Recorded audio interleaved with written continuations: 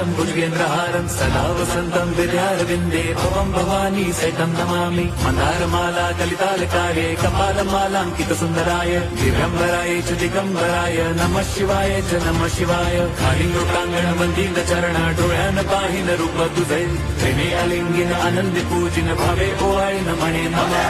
त्वमेव माता पिता त्वमेव बन्धुश्च सखा त्वमेव विद्या द्रवणं त्वमेव सर्वं मम देवदेव। कायेन वाचा मनसेन्द्रियैर्वा बुद्ध्यात्मना वा प्रकृति स्वभावात् करोमि यद्यत् सकलं परस्मै नारायणायति समर्पयामि। अच्युतं केशवं राम नारायणं कृष्ण दामोदरं वासुदेवं हरिं श्रीधरं माधवं गोपिका वल्लभं जानकी नायकं रामचन्द्रं भजे।